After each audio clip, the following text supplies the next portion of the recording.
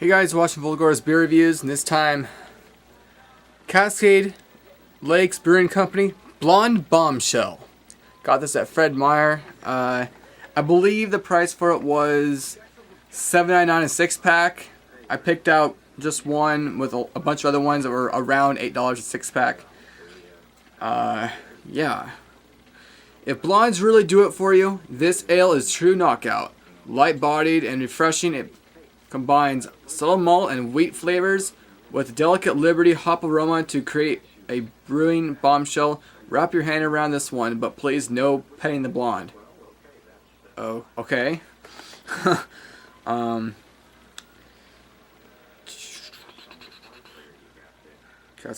Redmond, Oregon. That's right. Another Oregon beer. 12 fluid ounces, 355 milliliters. Alright, I guess I can crack this open now. Foot itches. Yeah, it's a pop top. I might have had this before, but I don't think I have. I think I've seen it before at Grocery Outlet in a 22 ounce, but I'm probably getting confused with a different. Yeah, it was a different blonde beer. Whichever it was, I can't remember. But anyways, let's get to the pour.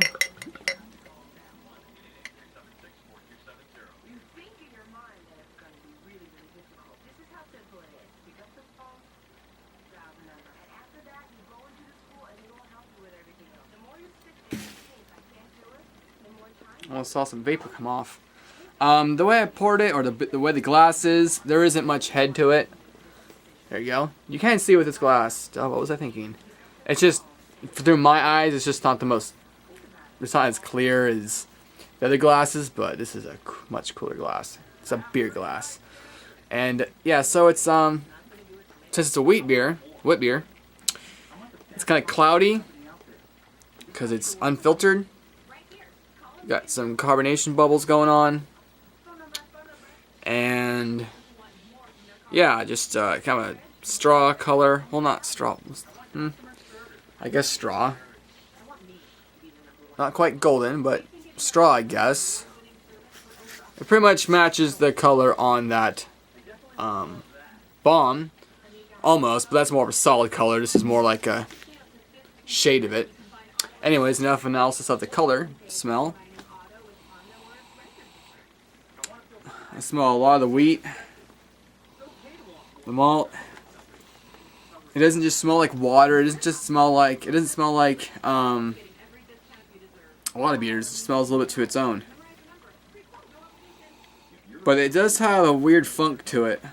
Don't know if that's really a bad thing, but it does smell kind of funky.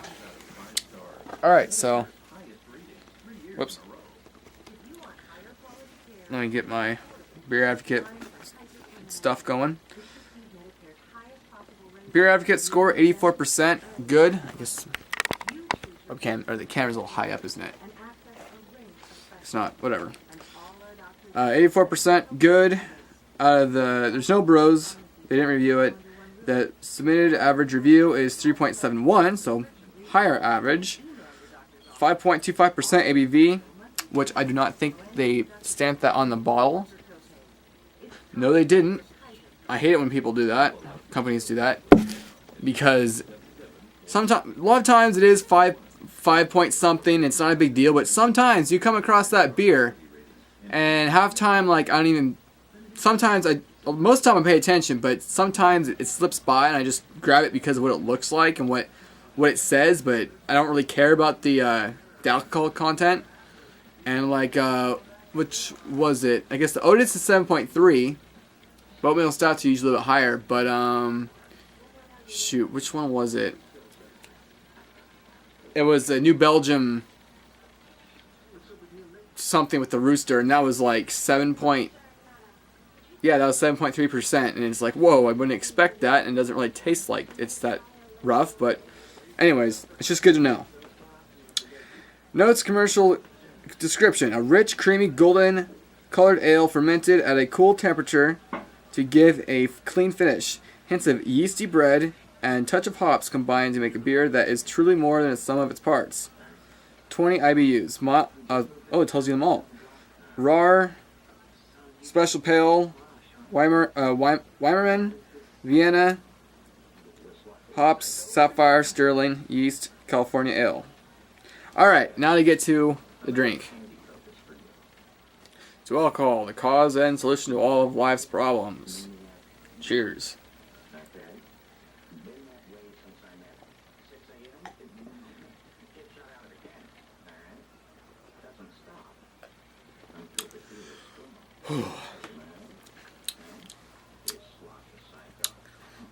That is cold. I'm glad I don't know. Usually, I always have my beers nice and cold, and usually always have a frosty glass. But this one seemed like the most coldest, refreshing beer right now. That funk smell I was talking about. I think that's the yeast, and I don't know. Some people might not like it. Me, I'm a little in the middle.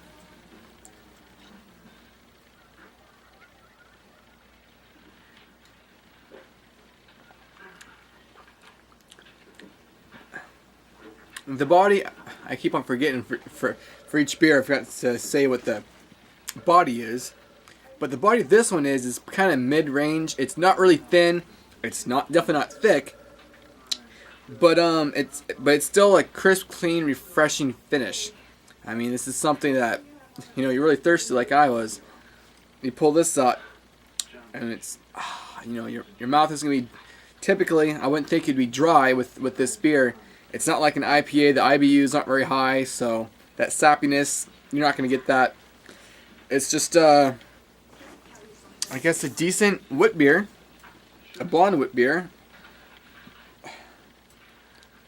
I still don't really grasp I don't really understand what blonde means and the type of beer. I've looked at before, but I guess it's supposed to have the hop aroma and, it's supposed to be hops to it, but not really much hops.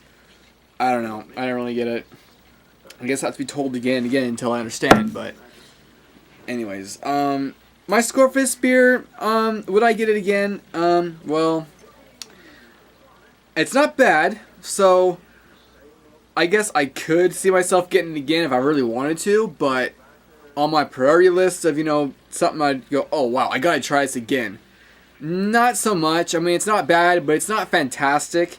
It's just good. So that'd be like a 7 out of 10, I guess. That seems kind of low, but honestly, I don't know if it's a style, the wheat beer style.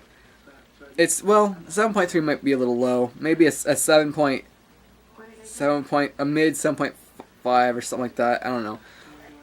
It's good. It's refreshing. It's easy to just drink that like nothing. But it's like, what else is out there? I mean, compared to even Batch 19, I think Batch 19's a little. I think I prefer that more, even if it is a Coors product. I don't really remember Bohemian Lager. I'm looking at the ones that I've drank recently up there. Any Oktoberfest, I'd rather drink over this. Lux, I guess I could group Lux with this because that wasn't really my cup of beer. I guess 7.5. I guess that's fine with me. It's a good beer. I like it, but it's not really a big deal, Let's see what some of the average. See what somebody reviewed this on said. Well, that's a lot of review. It's a big review. Oh well. Appearance: pours hazy. Smells: strong grain malt presence. Taste: similar to nose with a strong biscuit, sweet malt note with a little floral hop bitterness. The finish: mouthfeel slightly creamy for the style, well carbonated overall. Nice thrust. Quencher for a hot day. I know this brew particularly helps turn many of my friends to craft beer fans. This is light, cheap, and unoffensive. I'll definitely give it that. It's definitely something that anybody should be able to pick up and drink, but Then again, there is a lot of picky ass people, and they don't. If they don't have like their beer, then they're not going to drink it. They don't care what it tastes like, or if it tastes like anything. It just tastes too different, and it's just too strange to them.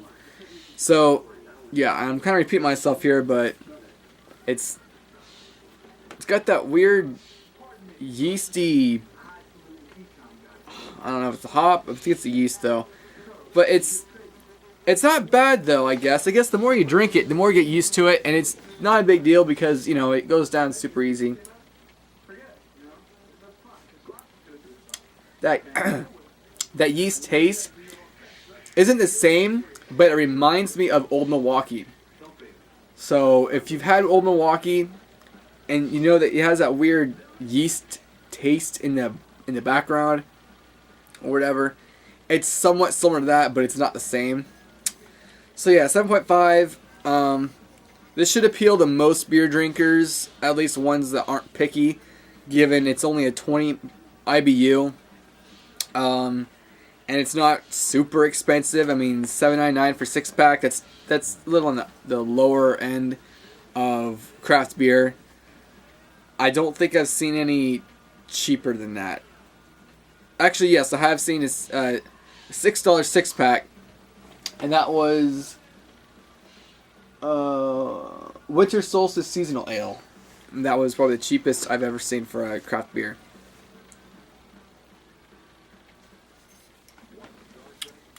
It gets pretty good reviews on Beer Advocate. Oh, they said Thirst Quencher. They meant Thirst Quencher. This person says slightly hazy yellow light carbonation, small head leaving just a ring. This thin lacing, lightly musty odor with some lemon. I guess there's a trace of lemon, but it's not like actual lemon. It's just like the same feel of it. Mouthfeel. Thin lacing. Okay, lemon. Lemon came through in the taste. Very clean and simple taste. Very chuggable on a hotter day. The better it would be, the slightly dry finish. Decent blonde. So yeah, it's pretty good. It's not disappointing. It's just not wowing me. Whenever I'm trying another beer, I want to see which one stands out. And this, definitely the label stands out. You see Bombshell, you see a blonde in a dress. That's kind of easy to remember. But the taste, the actual beer taste, it's not forgettable because of that yeasty weird taste thing. But, crisp, clean, refreshing, easy to put down. I don't know. I'm somewhere in the middle. So, if you've had this, let me know your thoughts. Thanks for watching. See you next time.